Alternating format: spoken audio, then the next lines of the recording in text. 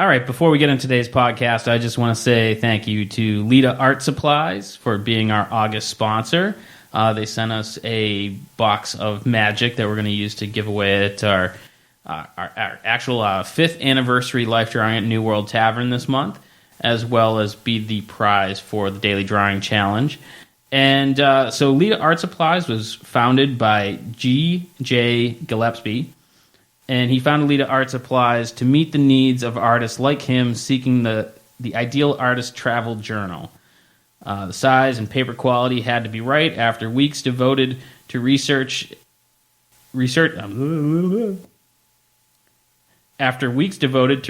stationery supplies, he found the best manufacturers to produce his dream sketchbook. And they sent us a bunch of them, and they're pretty sweet. And they also sent us some mechanical pencils. So if you're interested in seeing what Lita Art Supplies has to offer, go to LitaArtSupplies.com. That's LEDA artsupplies.com. And thanks again to our sponsor this month.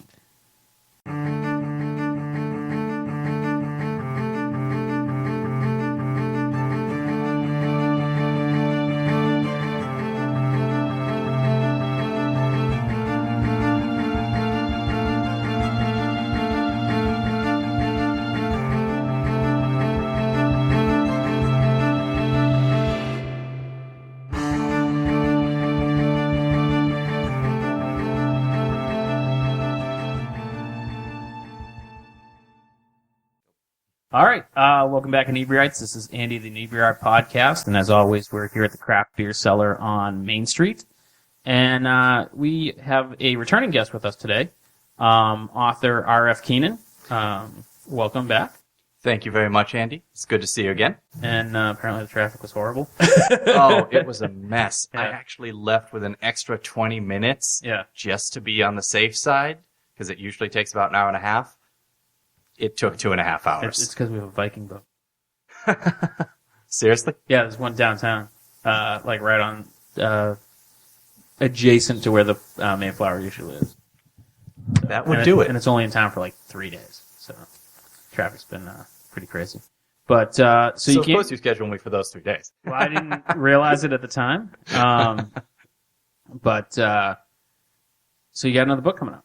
So the sequel to Huntress of the Sky. Thank you.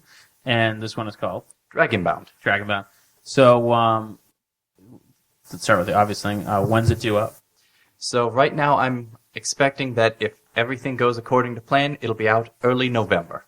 Okay. So do you have like a release location? Like you're going to do like some sort of party or a convention? Like is it slotted for like a specific spot? Well, I am looking at a convention for November currently. Mm-hmm. I'm still waiting to see if that pans out before I make any announcements for that. Okay. That'd be the release event. Okay, cool. So the book I recall was kind of a coming of age story.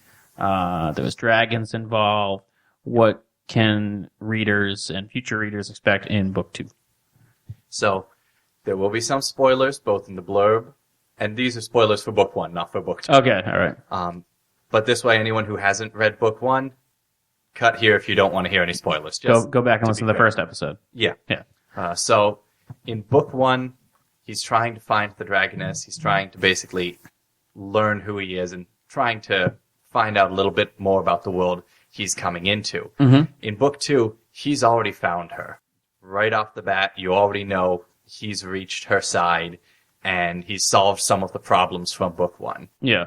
And I'll give you the book blurb because that'll be a quick explanation.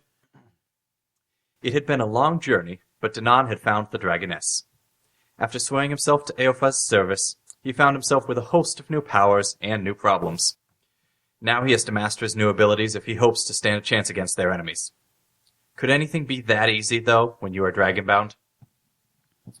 So that gives you a little bit of an idea of what he's going to see in the second book, because as it mentions right in the teaser, he's actually changed. He's no longer human. He's been magically altered by his servitude. Oh, okay. I was going to ask you what it means, Dragonbound. Obviously, he's not headed towards a dragon.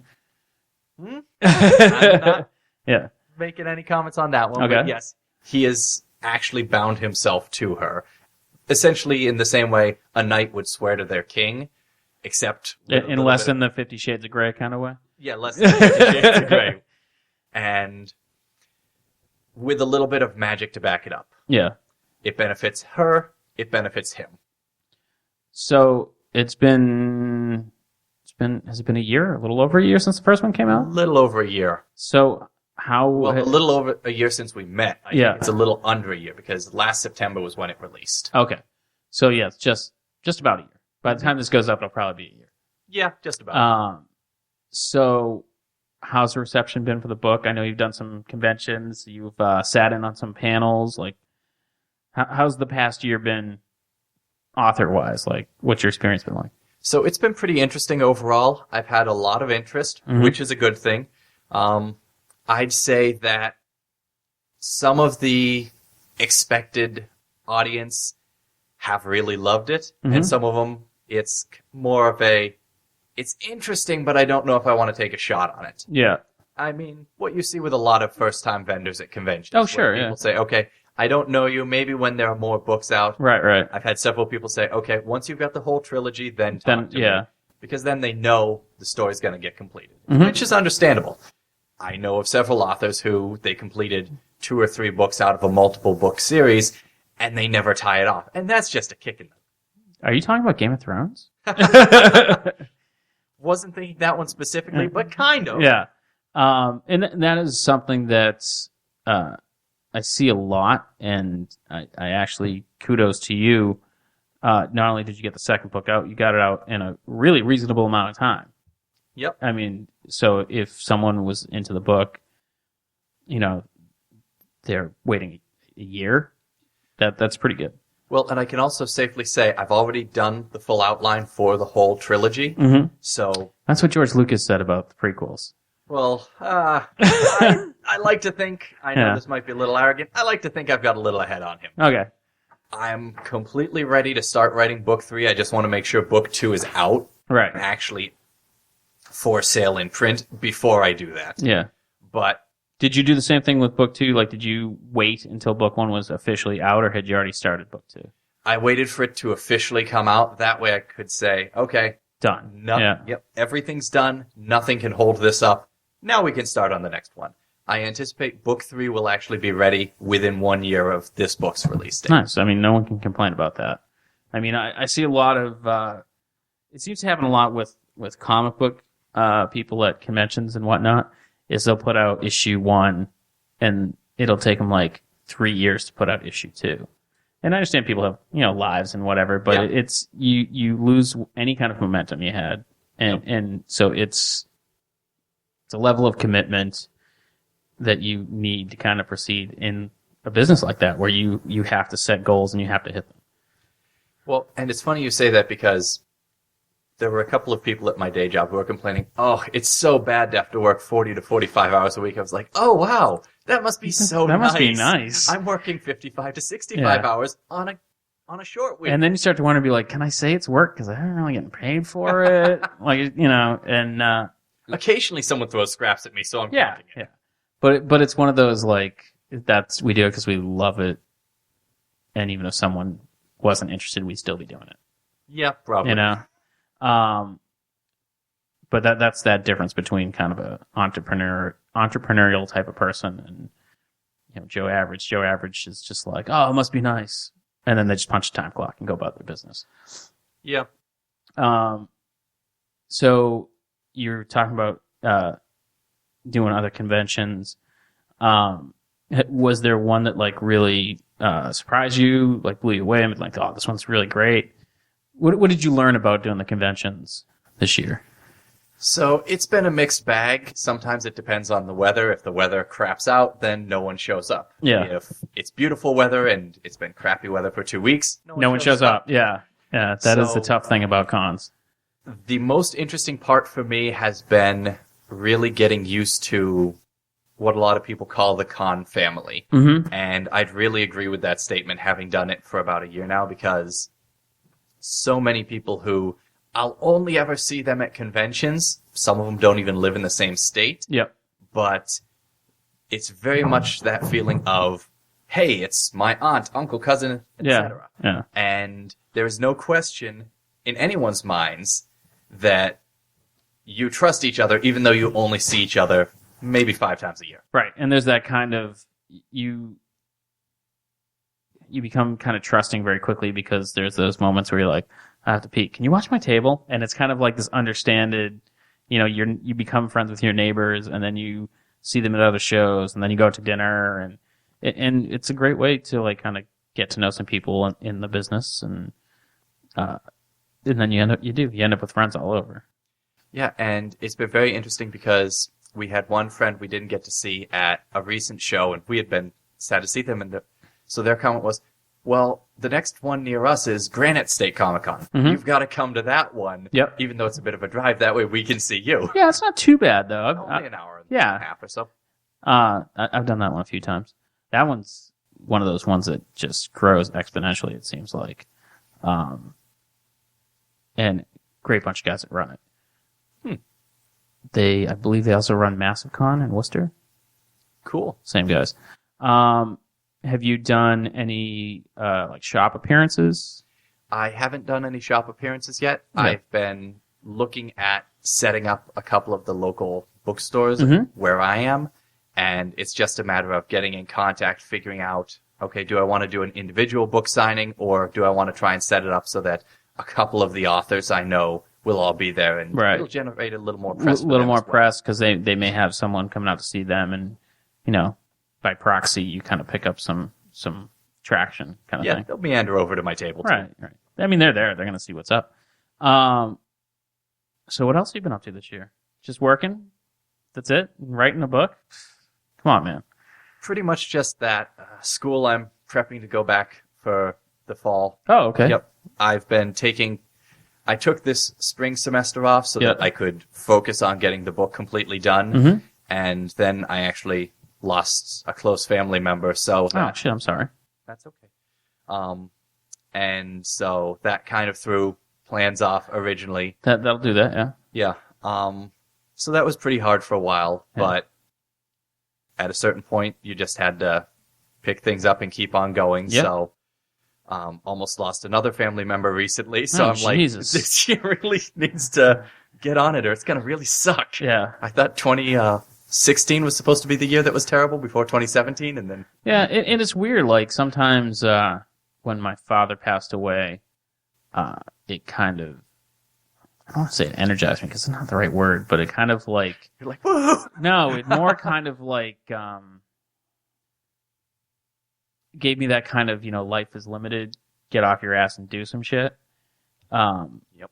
And it was like 6 months after he passed, I opened my comic book shop. So, yeah, energized not the right word. I'm not the writer, Rich. Well, it made you feel driven to succeed at something. Yeah. And I can... We got a word? You looking at me? No, he's not going to talk. And I can understand what you mean because it was actually my grandmother who I had lost at the beginning of this year. Yeah. And she was the remaining grandparent of the 4, and she had been really supportive of the book. So I wanted to make sure that everything went off without a hitch. Right, and it kind of, puts things in perspective. Time's limited. What's more important, your book or watching Netflix? And you have time for Netflix? All right, I binge watched Glow in like 3 or 4 days. Great show, but that's about it. Yeah, I have heard that. So it's been a matter of getting everything ready, and I've got to be ready for school as well since I'm about halfway done with my bachelor's. Yeah. I'm hoping that next spring I'll be able to continue on with classes while writing the book. So I'm assuming it's like an English degree of some kind. Actually, business. Oh, okay. I assume you're wrong. So what my basic plan right now is I already have an associate's in liberal arts. I'm planning to get a BA in business management. And from there, once I've actually had a little time to get my feet under me on the book, because I'll be done with book 3 and possibly a revised version of book 1 and a full release of all 3. Yeah. If you think of the old Forgotten Realms books when they'd release the trilogy, then they'd release a massive three combined. I'd kind of like to do that. Yeah. So everything going according to plan. I'll be done with the books just before I finish my bachelor's, get those under my feet, and then I'll probably start working on a law degree for business law. Oh, jeez. Yeah, no. So, trilogies, and I'm not going to ask him how old he is because it's going to like really piss me off. Because you're definitely younger than I am. Why law? I'm 32 this year, so I'm not that much younger than you. No, but... I was raised by older parents, so I grew up with a lot of the stuff in the 80s that you would have. Oh, okay. So yeah. That's why it always feels like I'm older when you're talking to me. Right. So why business law? Like, what is it about? I have always loved law, and I've always really connected once I had started getting into it with how it all fits together. And part of the thing is I enjoy the function of rules. Yeah. I enjoy that they can click together. I enjoy seeing how the loopholes work. And I enjoy using those loopholes to crush people who are doing bad things. Oh. Doing bad things, right. So if I wanted to set up a shell company... I could tell you how to do it, but... I mean a company that sells shells. Yeah, right. I could tell you how to do it. And that's actually why originally I'd been studying criminal law in college, and I'd become close friends with an attorney who handled a number of different styles from business law to real estate. And after the things he told me, I just couldn't go ahead with it anymore. There were too many people essentially skirting their duty as attorneys. And I know a lot of people say, well, their only duty is to make money. Realistically, they're supposed to be representing the system and making sure it doesn't break. Yeah, and don't they have like a legal obligation to represent people as kind of best they can? Yeah, and that's one of the things that I always found so interesting about criminal law, because even when you know your client is guilty, you have to give him the fairest trial you can. You can't just walk up to the judge and go, yeah, my guy's guilty as a mud puppy, get him out of here, throw him behind bars. You've got to give him a shot, and if they have terrible evidence, for example, if the police had planted something on him, right, even though you know it is the guy's drugs that they got from someplace else in the house, you've got to shoot it down. And I feel like, you know, I'm speaking from a complete outsider, but I also feel like being the prosecutor, there's pressure on you to get the conviction at all costs, you know? And that's one of the things that I find equally interesting because, and not just the prosecution, but the civil side of it, because we all think of attorneys as basically for-profit sharks, which they've kind of earned their reputation. And when you look at how the civil servants represent themselves, the defense attorneys who will have a ridiculous caseload and they'll basically get 2 to 5 hours with their client before they have to represent him in court. So, right. Yeah, I have to memorize your year's worth of documents in 2 to 5 hours. Right. And care. And try to remember your name. And for the prosecutor, like you said, they're driven by the numbers of, okay, I've got 25 convictions. Right. If I have 25 cases and 4 convictions, I look like a moron and I look like I'm wasting taxpayer money. Right. Regardless of, they may actually be innocent. You know? And wouldn't that be a novel concept? Innocent until proven guilty. Yeah. But that's unfortunately not how we've changed the incentives for the system. Right. And there's actually a wonderful campaign I've been hearing on the radio called What a Difference a DA Makes. A DA is an elected official. So the prosecutor who decides essentially whether or not I'm going to charge you is someone we control the position of. Right. If we want them to do a good job and not waste our money putting innocent people away or essentially running stupid cases, that's up to us. Right. We vote on it. It's one of those little names at the bottom of the ballot that everyone's like, oh yeah, it's like, I don't know who that guy is. Yeah, I've never heard of him. Yeah. Because he doesn't want you to talk about his job or whether he's doing a good job. He just wants you to vote and put him unopposed in office again. Yeah. So from there I said, okay, I'm good with business. I really enjoy it. And a lot of companies just don't get business law. They don't. In the same way that you run into that HR manager that everyone hates who goes, well, I know I'm not supposed to be talking about this, but remember how so-and-so... Oh, yeah. It's not just you can't do that. that's actually a legal issue. Right. Not just in terms of they can sue your company, but you might have disclosed something that you actually shouldn't know, like, say, medical history. Right. Which you'd be shocked how often I hear people say, oh, yeah, this is confidential as long as I'm only telling it to you and you're only telling it to your closest 5 friends. Right. I mean, when I worked other jobs, I won't say where, I talked to supervisors and they would just tell me stuff. I'd be like, don't tell me things like that. Or they'd say it in front of a crowd of people and I'm like, you can't say why that person's not at work. Just say they're not at work. No one wants to hear their graphic details of what kind of illness they have. And it's so much faster to just say, they won't be in today. Yeah. We'll see them in a couple of days. Yeah. Or we'll see them in a week. Yeah. So much and faster. If something's wrong, text them. And if you don't have their number, then it's probably none of your business. Shocking, I know. Yeah. Gossip isn't free. Yeah. And that's drives me crazy when people just have those conversations in an open forum. And I once had to explain to my full-time manager, so my boss, why I had to speak to an employee who was listening to music at full volume in an open space with racially explicit language. Yeah. He didn't understand why I had to reprimand the employee. So I was a supervisor and I worked with these other supervisors and we were forced to have mandatory morning meetings. Oh, God. I think it was 15 or 20 minutes. Come Wednesday, you have nothing to say to these people for 20 minutes. So he's like, oh, I started doing like a daily joke. And I'm like, oh, what did you tell him? Oh, and he starts telling me this joke, and I don't remember the joke, but it was basically, a Catholic priest and, altar boy. And I'm like, you can't do that. He's like, what? And I'm like, I can't list the number of reasons that that's wrong. And it was just people have no common sense. It really is. And so that's part of what made me love law. And it's actually something that I think shows up in my books. I like to make sure all of those dots are connected. And as readers, we all hate that loose end that you go, okay, but what happened to this guy? He was actually kind of interesting. Right. Halfway through the book, and then we haven't heard of him ever again. And so I try to use that same kind of methodical precision to make sure that if I have foreshadowing in book 1, it'll show up in book 2, or it'll show up in book 3, but it will be connected. And it won't just be... That there's nothing that's just left hanging?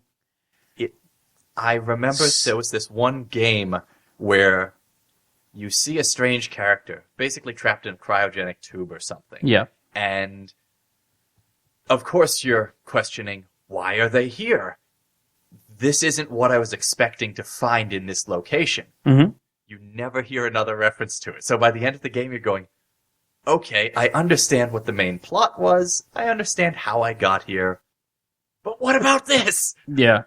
One of the things, not to beat on George Lucas, but why not? Was in crappy movie number 2. They go to the clone planet where they're making the clones. That water planet, yeah. And they're all like, oh, Master Sifo-Dyas, ordered this, and Master Sifo-Dyas, and then he just drops. Like, he never comes up again. They never really explain who he is. Why did you even bring him up? It was one of many crappy things about those movies.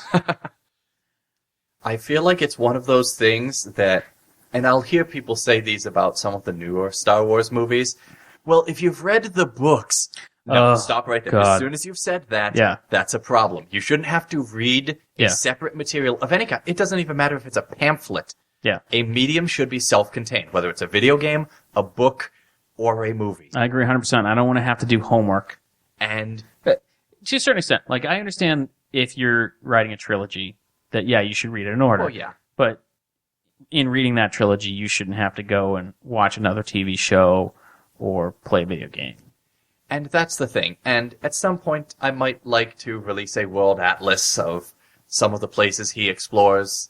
I'm writing smaller short stories about the cultures so that all of the world building that you normally don't see go into the book because it would just turn into an info dump actually has some place for people to go, oh, hey, that's why this particular culture travels all the time, because it's part of their annual rituals to follow this particular type of animal and make sure they stop by these particular grave sites of great people. Now, do you find it easier to edit the book, kind of knowing that you want to do that? Because if you get a part where you're like, it's not really crucial to the story, I really like it, but I can just put that in that short story book in a way? Is it easier? For me, I try very specifically not to look at that aspect, because then it becomes a matter of, okay, do I like it or is it crucial? Yeah. And sometimes it's both, and then it's really easy. Well, yeah. But once you start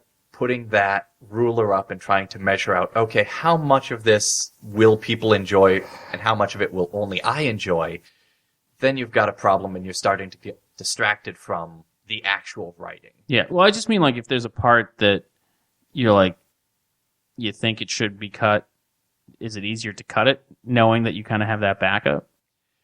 I don't really look at it as a fallback. I'll cut the part because sometimes you always hear people say, your book is your baby, your project is your baby. Sometimes an arm's got to go. You'll get him a prosthetic later. You can ask my kids. Stumpy and Lefty. I will try to include it later, and I'll try to make it so that it doesn't include any information. Because one of the things while you're writing these is, I can't include anything that would be a spoiler for the trilogy. Right. So it actually changes how you have to write the side stories. Because I can tell you about his hometown of Woodslock and how it grew up, but I can't include any of the information that's going to be a spoiler about him, the forest that he grew up around, or his parents. So all of a sudden you're taking out some of the interesting material, and so it changes how you write the short stories as well. I see. Once, like, do you foresee more stories in this, not just the short story book, like, once you're done with this trilogy, do you have, like, kind of other stories floating around in your mind that you want to write, or more in this world, or? Yep, so what I'm actually thinking right now is, if the first 3 books receive a positive reaction, then I'm going to continue working on actually the classmates that Danan has, as well as his explorations from the 3rd book on. Because one of the things you find out is when he becomes magically bound to the dragon, he actually became immortal. So this was not just a little change. Spoiler. He told you to not listen. Well, that's a spoiler from book 1. But so if you haven't read book 1, as I said, there are spoilers. There will probably be a couple more. But there are the starting continent he's on only has about 10 to 15 cultures. It's not a massive continent in the way that we think of it. And that's part of the realism that I tried to instill in the books, because oftentimes you'll hear in fantasy novels, there were 10 million people in this city and 15 million tourists came in. Where the hell are these people fitting? It's a city of 100 square miles. That would be people going back to back in Walt Disney World lines around pretty much all of Florida. They cuddle a lot. They have very good standards of personal space. And they sleep standing up and and no one ever uses the bathroom. Because what a foul smell. I just was listening to Stuff You Missed in History class, and they were talking about the manure crisis in, like, New York and Chicago, and about how horrible the stench was, and how the only way to solve it was to bring in more horses, which just added to the problem, and there was literally nothing you could do to, like, kind of get ahead of it, and there was, like, just basically vacant lots piled, like, 40 feet high of horse shit, and, you know, rotting horse corpses, and I can't imagine. That's one of those things that you leave out of books. It's a law of unintended consequences. If you have a battle like any of the really big Lord of the Rings fights, where 100,000 people clash and both sides are decimated. Well, decimated is a pretty sizable number. So let's say that means 75%. We'll be generous. 75% of 200,000 people is enough corpses to rot that land into a black morass of death for the next couple of generations. Morass of Death is my death metal band. And so you have to think about those kind of things. Yeah. So the cities in my world, the normal-sized cities, are honestly what we'd think of as small towns. Mm-hmm. They're 8,000 people. It's something you can sustain.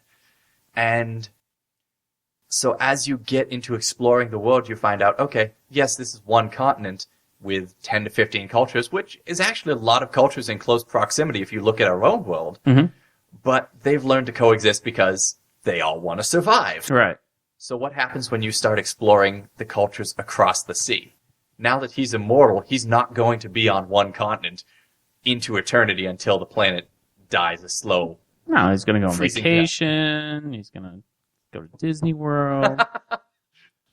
So, in your book, do you try to keep, like, the cities, if something significant happens at the city, when they return, that sort of thing is still there? Like, I don't want to, like, ask for specific spoilers, but... That's actually a very good question, and it's something... I said to someone else, holy crap, I've accidentally become topical with my book, because I always try to Is it about Russia? No. Oh, God, no. One of the things is people always write the fantasy scene, and they win the battle against the big bad, and then they ride off into the sunset, and everything's perfect. Yeah. And no one looks at, okay, who's going to clean up all of the dead bodies around Minas Tirith? Because guess what? Some poor janitor is not getting overtime for the next 3 years. Yeah, that's He's just gonna work until he drops. That's a story all in and of itself. And so I tried to handle the realistic aspects. Mm-hmm. And one of the things that was teased in book 1, which isn't really a secret, is there's the possibility of a war on the horizon. Yeah. And so you see some of the real aspects of what's it do to the cities where they think there's a really good chance their home is going to be destroyed. Hence why I said accidentally topical, because there's always a refugee crisis and always a war. This is one of the really sad aspects of our own time. Mm-hmm. And we don't handle it very well. And this is something that I wanted to explore, how people responded. Yeah. So I'll be curious to see what people who have some experience with this kind of situation have as a reaction when they see this part of the novel. Yeah. But I try to make sure that I explore all of those aspects, not just, huzzah, I slew the evil wizard and now I'm going to plunder his tower, and then it's done. That's the best part of the adventure. Yeah, every D&D nerd out there is a wizard somewhere, there's always a tower, and there's always a treasure hoard. Like the second their body hits the ground, it's like, I loot it! There's actually a feat in D&D to loot someone before they drop. So you actually kill them and loot them at the same time. Homebrewed that. I homebrewed that for a friend of mine. I called it the death tax. Oh, that's hilarious. Yeah. So... Sorry for a short one, but please, you're welcome to hang out for our next recording. And so tell our listeners where they can find you online. So right now, Book 1, Huntress of the Sky, is up on Amazon. Mm-hmm. You can also find my author page, RF Keenan, on Facebook. And there's also a group page for the Chronicles of Danan where I post updates.